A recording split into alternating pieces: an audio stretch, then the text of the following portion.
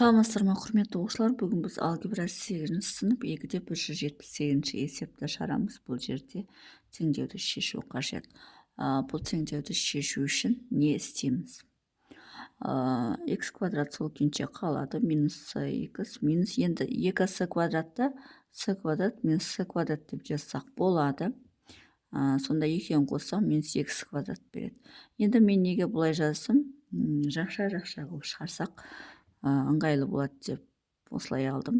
Енді мына x квадрат пен s минус s квадрат, сосын минус cx пен s квадратты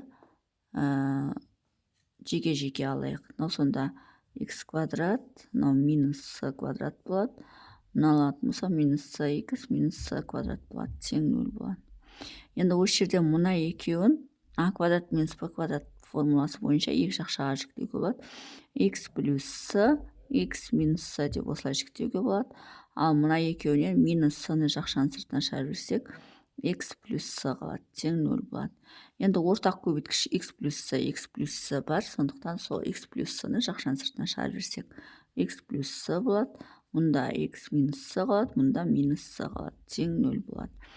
Мынау x плюс s сол күйінше тұра берсін, ал мынау бізде екеуі қосылып минус 2s-ны береді. Тең 0 болады.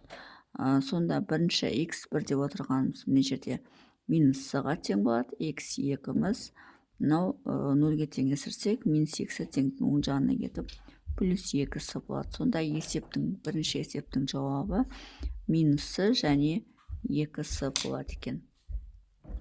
Енді екінші есепті шығарамыз. Екінші есепте бізде x квадрат плюс 5ax минус 6a квадрат тең 0. Бұл жерден де мына минус 6a квадратты минус 5a квадрат минус a квадрат деп жазсақ болады. Сонда x квадрат плюс 5ax минус a квадрат минус 5a квадрат деп жазсақ болады. 6a квадрат. Екеуін қоссақ бәрібір минус 6a квадрат. Енді мына x квадрат пен минус a квадрат, сосын дәл сол жаңағыдай көбейткішке жіктейміз. X квадрат минус a квадрат бірден жаза салайын. X плюс a, x минус a деп жазуға болады. Ал енді мына 5a бар. Мына жерде де 5a бар. Демек, плюс 5a-ны жақшаның сыртына шығарып жіберемін. Мына жерде x-тің өзі қалады. Мына жерде минусы бар және 5 кетеді, a кетеді, сонда a қалады. Тең 0 болады. Сонда міне осындай жақшаларға келтіруге болады. Енді екеуіне ұқсас көбейткіш x минус a бар, соны жақшаның сыртына шығарамыз. Соны жақшаның сыртына шығарсақ, x плюс a болады, плюс 5a болады. Тең 0 болады. Мұнда x минус a қалады, мұнда x плюс екеуін қоссақ 6a болады. Тең 0 болады. Енді x1-ді орнына қоятын болсақ a болады. Ал x2-міз теңдіктің оң жағына кетіп минус 6a болады. Сонда екінші есептің жауабы a және минус 6a болады екен. Енді үшінші есепті шығарамыз.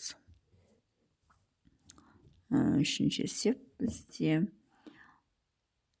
ax квадрат минус a плюс 1x плюс 1 тең 0. Енді осы жерден не істейміз? Жақшаны ашайық. ax квадрат, мынау минусы бар, және мұнда x бар, сонда минус ax болады. Мынау минус x болады. Плюс 1 тең 0. Енді осы жерден ax квадрат пен ax-ті алайық. Сонда ax-ті жақшаның сыртына шығарсақ, x, мұнда минус 1 қалады. Ал мына жерде минус 1 жақшаға жүрсек, x минус 1 болады. Тең 0 болады. Енді осы жерден ортақ көбейткіш x минус 1-ді жақшаның сыртына шығарып жүрсек, онда мұнда ax қалады, мұнда минус 1 қалады. Тең 0 болады. Мына 0-ге тең болу үшін x1-міз 1-ге тең болады, ал мынау 0-ге тең болу үшін x2-міз мына теңдіктің оң жағына плюс 1 болады, және бөлінген a болады. 1 бөлінген a болады. Сонда міне екінші есептің жауабы 1 және 1 бөлінген a болады екен. Мына жерде көпшілік оқушылар мына жерде түсінбей қалады да, қалай шықты деп. Оны бүйтесіңдер, ax минус 1 тең 0 деп аласыңдар. AX қалдырасың, мына теңдік оң жағына плюс 1 бөледі. Мына ортасы көбейту болғандықтан X тең 1 бөлінген А болады. Мынаны да тура солай X минус 1 тең 0 десек, онда X те мына теңдік оң жағына плюс 1 өтеді. Міне. Осылай жеке-жеке нөлге теңестіріп табамыз. Тауып отқан нәрселерді. Енді төртінші есепті шығарамыз. Көпшілігі сол жерден жаңағы бұл қалай шықты деп сұрақ қойып қалады да, сонда сол үшін айтып жатырмын. А плюс 1 x квадрат минус 2x плюс 1 минус А тең 0.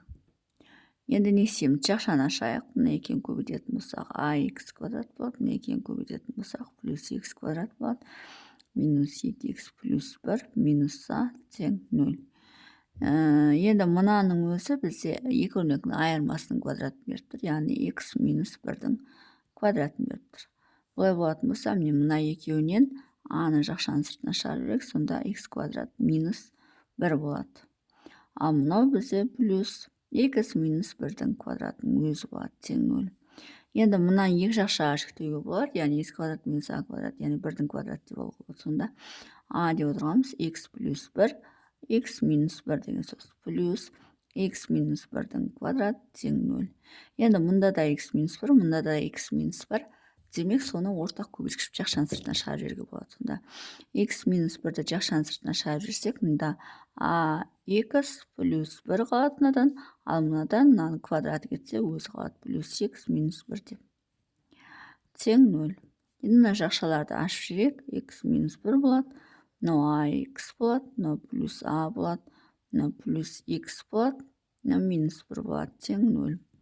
Енді x барлардан мына екеуінен x шығарып жіберейік, сонда x минус 1 жер жазылады. Мына екеуінен x шығарып жіберсек, А плюс 1 болады.